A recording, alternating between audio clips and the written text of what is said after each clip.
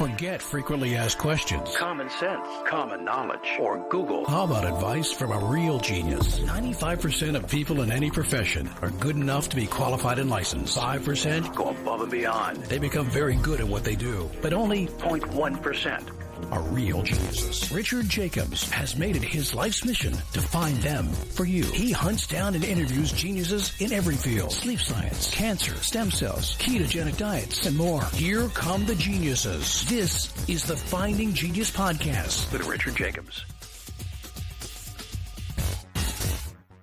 Hello, this is Richard Jacobs with the Finding Genius Podcast. It's been a long time since I spoke to him, but I have Michael McDonnell. He's a speaker, author, and an entrepreneur. And we're going to talk about living with cystic fibrosis and diabetes. So, Mike, thanks for coming back. How you doing? Yeah, doing really well, Richard. Thanks for having me on the show. Yeah, for listeners that, it's been a long time, tell me a bit about your background and what got you into becoming an entrepreneur and speaker, and et cetera.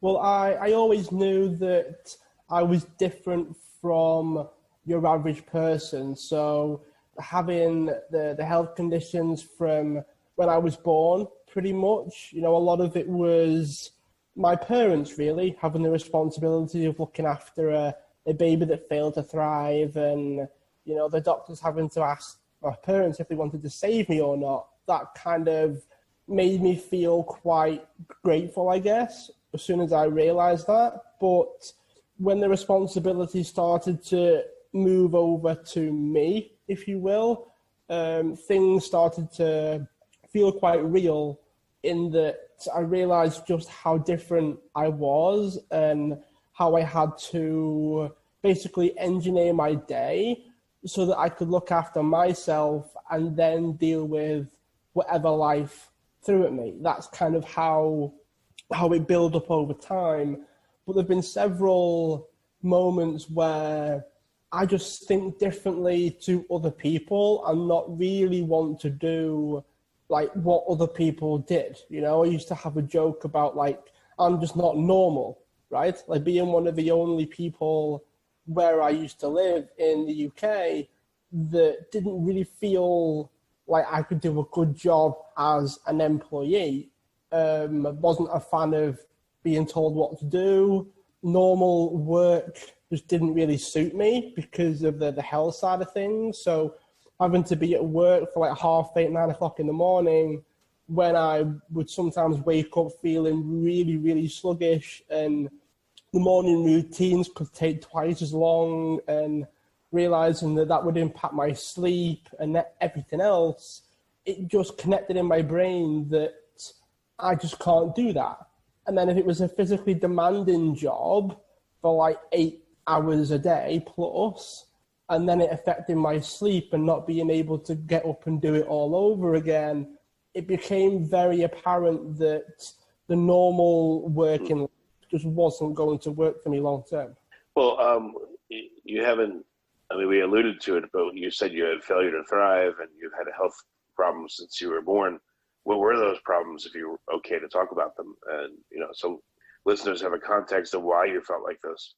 Yeah, well, there's a few that really stick out. The first one was something that I never really realized until I started to deconstruct my journey, if you will, when I started writing the book, because I didn't really think about this until I started to write the book, which was when I was little, so primary school in the UK, sort of single digit in terms of how old I was. We did run a fundraiser for cystic fibrosis. So reasonably straightforward. A lot of fundraisers are raised all over the place for CF and the amazing work all the charities do.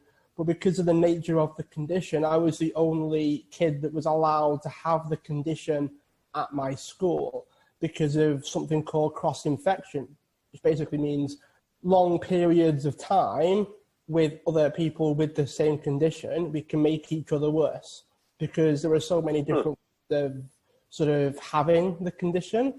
It's just apparent that I was the only kid that was allowed to have it in the school. It's like if there was another child in the school with cystic fibrosis, one of us had to move. That was kind of how they would do it. I've had incidences with my brother where that's had to be the case. So it is something that us in schools do take reasonably seriously. So it can happen. Well, there was a movie on cystic fibrosis, and ironically, it was called like 5 feet or something like that, as opposed to today's made up 6 feet, with the COVID stuff. That wasn't enough. Like the school was so cautious, they wouldn't even allow anyone else with cystic fibrosis to attend. Yeah, I guess it was more of a, like you spend so long trying to regulate it and force the child to do certain things and only go to certain parts of the school that it'd probably just be so difficult to force a child to do that. It would take all the fun out of it, which the society is now. It's definitely taken some of the fun out of going outside, for a lot of people. So yeah, that's kind of what it would have been like to try and keep us all like apart from each other. Was there literally a competition to, did you have to do anything to say you should be the one in that school versus someone else? I have no idea. I was going to really have a say, but I imagine it was a case of who was closest to the school, all the catchment areas of more than one school, are the parents comfortable changing schools. I imagine we were just quite lucky in that regard, in that they were happy to change schools. So yeah, that's kind of what can happen. But regarding the fundraiser, because I was the only kid that had the conditions, obviously the school had to give this presentation on why they are doing what they're doing. So they can't just have a non-uniform day at the school to raise money for a charity and not really explain what the charity is to the rest of the children. It seems a bit weird. Oh, we're all dressing up, non-school uniform. Why? I don't know. We just thought we'd do it. So they had to organise that, which involved me standing up in front of the whole school and basically telling people something that I'd essentially kept a secret behind closed doors. I didn't do things like sleepovers or anything because of that. And all of a sudden, this little secret that I had behind closed doors as a little boy, essentially, now all of a sudden the whole school would find out.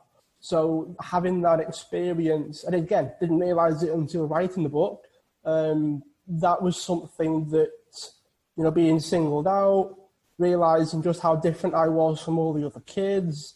A lot of it was processed in terms of I'm not as good as the other children. They're all better than I am. A lot of kids are like, well, I'm older than you, and there's a lot of it's based on age and what you're good at, what you're bad at. There's a whole comparison game when you're a little kid. I mean, we all have little things like that, even as adults, but as kids, it's like, I'm older than you, right? Or my dad's better than your dad, or something like that. There's always something. Yeah, kids always do that anyway, but this was different. Yeah, this was different because I had no control over it. I can't make it better. I can't make it go away. And having that made me sort of... Actually, well, at this point, I mean, we're fast forwarding though for a moment. How old are you? And you seem to, I guess just because I'm talking to you, I assume that you're doing well with it, better than most, but... Yeah, I mean, the whole sort of self-worth thing was something that I've always dealt with. Being worthy of something, not liking being singled out, wanting to be in the shadows and keep to myself because that's better than the alternative. Which, there's other incidences of being bullied and being laughed at or, being judged all the time as you're getting older. By teachers, by friends, in some cases by parents. It's a constant, not battle, but you're navigating it all the time, and you've got to be grounded in yourself to a certain degree just to be able to take the blows, to take those little chips away at your self-esteem. But I didn't have that. I didn't have anything to lean on, which meant a lot of it was difficult. A lot of it was accepting parts of it, because while I might not have the same starting point as everybody else, that doesn't mean I can't achieve the same things. It just means I might have to work harder. So when I used to play sport, I would have to do the extra runs. I would have to spend longer in the gym. I would have to do more than the average person, which meant as I got older, I ended up better than average. So sometimes the extra work that I would put in, thinking that I would end up the same as everybody else, I actually got better than my peers or my contemporaries, which is why I became a personal trainer. So I'd gone from similar, if you will, to not being as tired as some other people, to other people being a lot more tired than I was. Now, I had strengths and weaknesses like anybody else, i.e. long distance, I didn't even attempt. So I would never do like your 10K runs, your half marathons. Looking back to this day, so as of right now, I kind of wish that I did, because it would be amazing to see how far I would come if I attempted like longer distance things. I could play sports, I played tennis, I played basketball, so I did all those things, but asked me to run 10K, I would probably get bored first before I got tired, but then I just get to a point where it was kind of pointless and I'd start walking and stopping and starting, and I had this sort of thing of I want to do things well as well. So like not doing it well would put me off as well. So I was very... Mike, how old are you now? Me? I'm 29 now. Oh, okay. Yeah. I don't mean to... I don't know if there's a continuum or a spectrum of cystic fibrosis, but do people experience like shortened lifespans, or how long do they live with the condition, or is there like levels of severity with it? Yeah, the condition itself is what's known as degenerative, which you're probably aware of this already. It means it just gets worse over time. Right. It's a gradual process, which is why when I was in my early 20s, I'd gone from not being diabetic to being diabetic, because you've got type 1, which is like the organ not working properly, type 2, which is fat on the outside, causing insulin to struggle to get into the bloodstream. Then you've got cystic fibrosis-related, which is where the mucus, if you will, on the inside does the same job as fat on the outside. So the insulin has a hard time being released. So that's what I ended up getting because the condition got gradually worse. Now, before people are like, oh my God, woe is me, going for the sort of sympathy vote, if you will, it's very popular. So it's something that you do get more susceptible to. It's something that is reasonably common amongst people that get the condition. So they might have said that to make me feel a bit better, but I also knew a few people that had it, so it wasn't as uncommon as I thought it was. The real turning point for me, though, was I had a friend that had diabetes as well before I was diagnosed, right? So we got on, we passed each other in the hospital on our way to our appointments and things. We got a bit closer, so we actually played for the same sports team. So we would train together, obviously keeping our distance. We'd never really sat and chatted all that much. And unfortunately, he actually passed away. So the conditions beat him, so to speak. And then I was diagnosed. I mean, he was only 1 year older than me. So when that happened, I wasn't happy. I had a couple of dark moments. I questioned how long I would have left. You know, if someone who's a year older than me could have... You probably anchored to them and think that that's how long you would live. Yeah, and I asked myself a lot of questions. Everything from, was everything that I was doing worth it? Bearing in mind, I was a personal trainer at the time. You know, I was doing really, really well health-wise. This came as a complete shock, essentially. Thought, you know, was everything that I was doing even worth it? You know, I was doing like CrossFit and weightlifting and teaching spinning classes, and I was off the wall fitness-wise. And all of a sudden, it was all kind of sort of ground to a halt in a way of, is it worth still doing this? What's the point?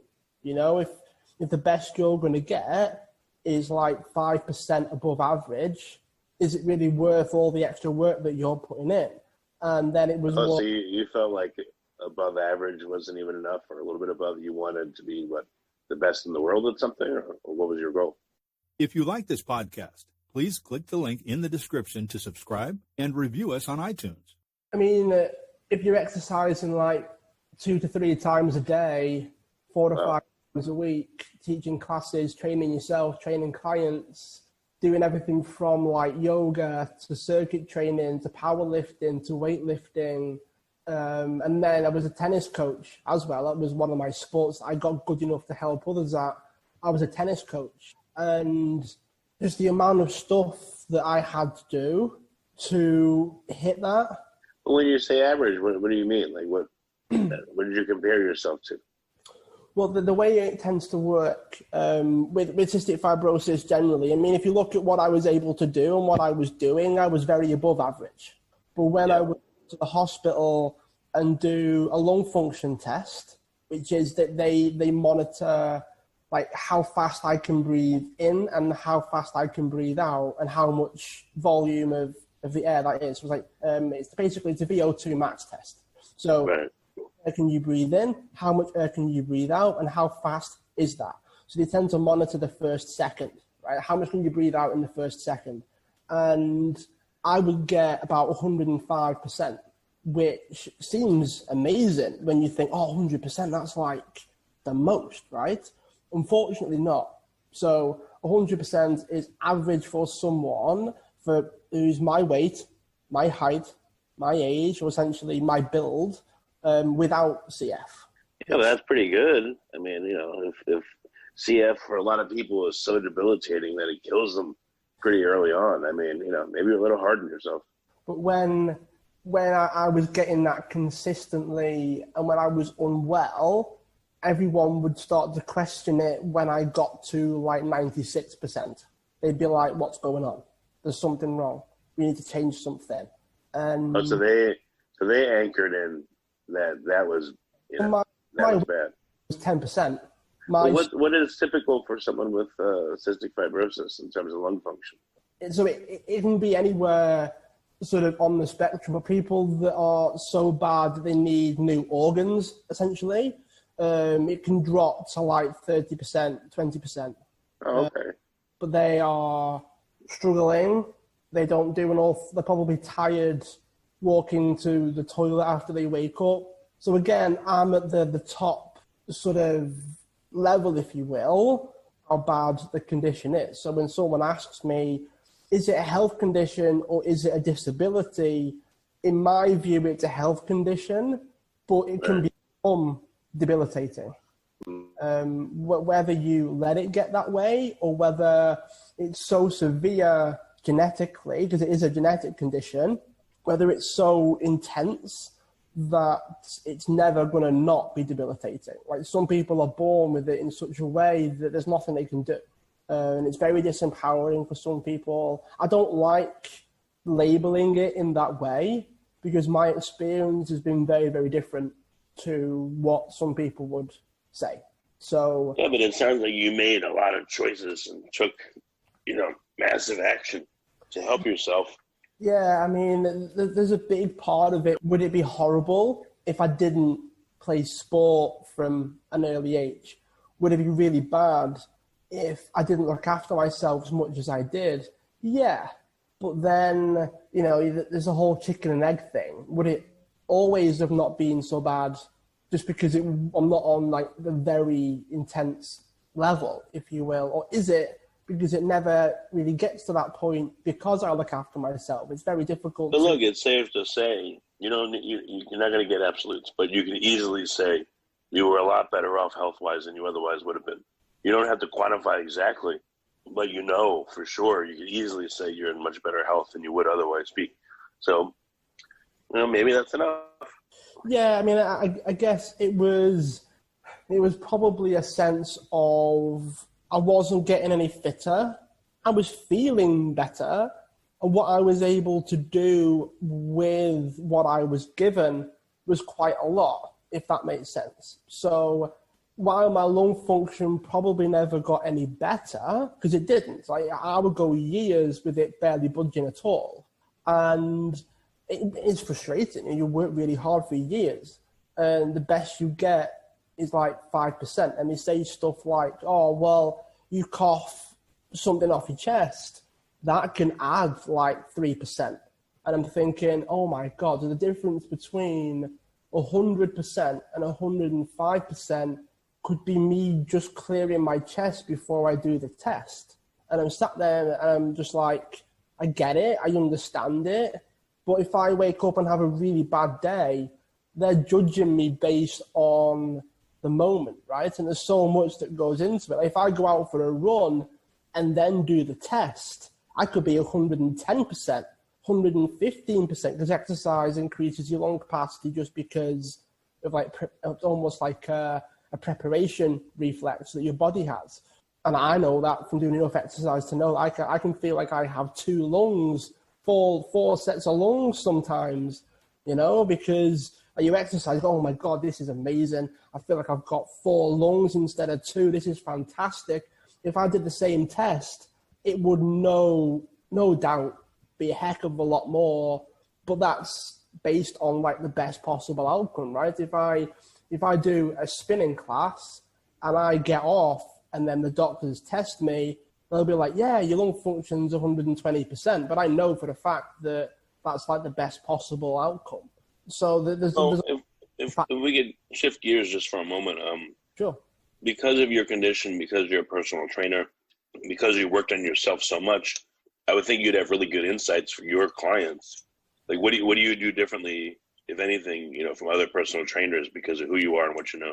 Well, this is where I actually started to grow away from just personal training. Anyone that's listening that is a personal trainer or has had a personal trainer, they're almost like therapists sometimes to their clients. I've had clients tell me stuff they wouldn't tell their partners. I've had all kinds of stuff going on. And I realized that you can help people get healthier and fitter, like the common way, right? Eat better, move better, and you'll get better results. What I started to realize was they would spend, let's say, 4 hours a week, 5 hours a week in the gym or exercising or doing something. The rest of the week could be anything. And as soon as I realized that it was a lifestyle design profession versus a just exercise and diet profession. So everything from organizing their day to conversations with their partners to stress relief to sometimes just being organized allowed them to not be as stressed out, which allowed them to have more time at home to cook their meals properly or prepare their meals versus just throwing something in the microwave. That had nothing to do with changing their diet. That was organizing their day and realizing they had to leave for their appointments 10 or 20 minutes earlier to give them the time to be healthier. So once I started to have these conversations with them, I realized that I had to learn about people and how people worked and operated and made their decisions. The whole why we do what we do started to play a big part in how I would help my clients. So I studied, I did courses, I read dozens of books, some of the books of which I had bought when I was a teenager, but I just never read. And they were gathering dust in my little cupboard in my bedroom, and I'd never touched them until then. You know, like Feel the Fear and Do It Anyway, and the Tony Robbins books. It was like, I've bought these, I've never read them, and yet when I Google like self-improvement books, they were nearly top of the list at the time. And I go, oh my God, I feel like I've been doing this my entire life, and yet I hate reading. That's why I've never really read these books. And then I suddenly had a reason to read these books. And all of a sudden I started to miraculously want to read, which I never would have done before because I actually don't enjoy reading. And this sort of made me realize that self-improvement comes first, lifestyle design comes first, healthy and losing weight is just a result of everything else. It's just what we see. But everything else, if you live like a healthy person, you will be healthy. If you live like an unhealthy person, you will be unhealthy. There's no point in going after the surface level result. Like, you could tell someone to eat better, but if their lifestyle doesn't allow for it, you've got no chance. And I realized that I designed my life in a way that allowed me to experience the result of self-improvement, being healthier, being happier, and being a reasonably fit and healthy person. But then I started to go on the self-improvement and personal development road, which really kicked everything else off. What are some suggestions for people on how to improve their circumstances first before they start an exercise, program or other improvement program? Well, one of the sort of the quickest examples is one of my clients changed their route on the way home from work, so they could go to the supermarket and get cooked food that was healthier than going to McDonald's on the way home or Pizza Hut on the way home. So if you give people only healthy choices, so that no matter what they pick, it's a healthy one. It's the whole cliche of, if you don't buy chocolate, you don't eat chocolate. So when we pinpointed it, and the journey was a bit longer, but they were going to get healthier food from the shop because they were never going to have the time to cook. So when we had this conversation, they were never going to find the time, because by the time everybody got home, she was either too tired to really commit to the cooking. It was a bit like lethargic or whatever it was. The way it was all timed was, no matter what, she had to find a way of making it straightforward. That's why she would get frozen food or microwave meals, or they'd go out for food to save all the cooking and cleaning and everything else.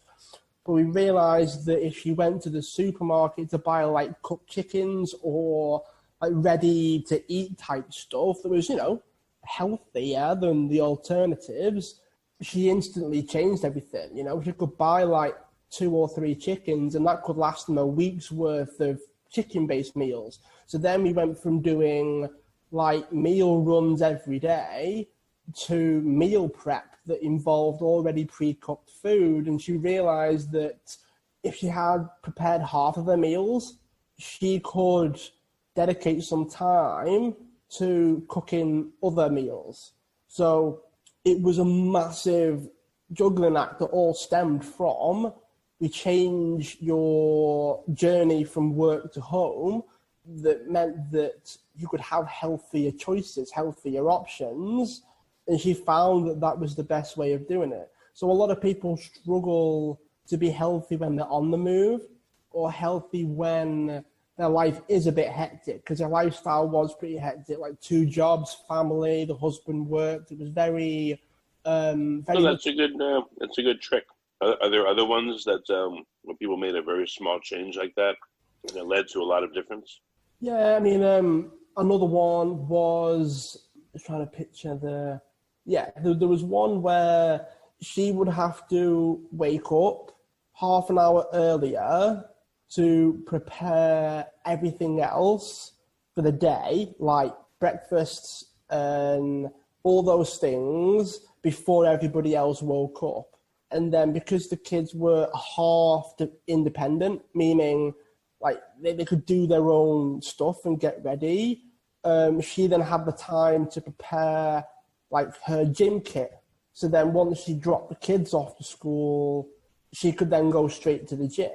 Now, the reason why we did that rather than just get gym kit ready was she'd often forget to do something, or there'd be something missing that she'd forget before she'd have to take the kids to school, which meant that it was on her mind, and she'd feel that going to the gym would take away from the other stuff that she was doing. Sort of like when I used to encourage people to meditate for, say, half an hour, it would make things worse because they're now half an hour behind with everything else. So they'd meditate to be like reduce their stress levels or feel calmer, but then when they got back into their day, they'd lost half an hour. So once we established that, being half an hour ahead with your to-do list is better than having half an hour or like 20 minutes to get ready for the gym. It was like, if you're ahead and you do what you need to do with your extra time, you can then put that time towards like the health or the gym side.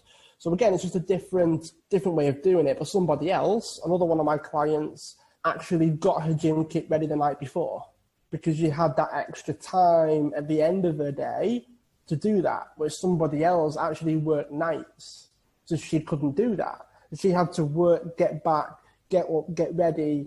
It was a very different structure to the day. This is where the actual strategies that you want to use are very, very tailored. Which again, you don't learn any of this when you become a personal trainer. This came about from working with clients and realizing that I was getting decent results, but I wanted to go bigger. I wanted to help people more, which actually coincides with my clients realizing that I had health condition. Because initially I spent so long trying to be like normal, if you will, in inverted commas, and I carried it off. Because I was doing so well, no one would have thought that I had these conditions. So that worked really well until I started to grow the online business. And I realized that like media and PR and all those things was important. And as soon as my clients read an article on me in our local magazine, they were like, "Is this you?" And I was like, "Yeah, it is, yeah." So we started having this conversation around like their excuses didn't mean anything because I had bigger problems to deal with, if that made sense. And they passed comments like, "Oh, it's inspirational, it's amazing." They started to not really give a lot of weight to their excuses. Like at first, it was like their entire life was their excuses. But now it was like, no, this doesn't matter. Mike's got this, this, and this, and he can still do it, so I don't have a reason to. This not having time isn't true. I have to make time. So they started to almost coach themselves because they knew more about me and my story, but they encouraged me to share my story more.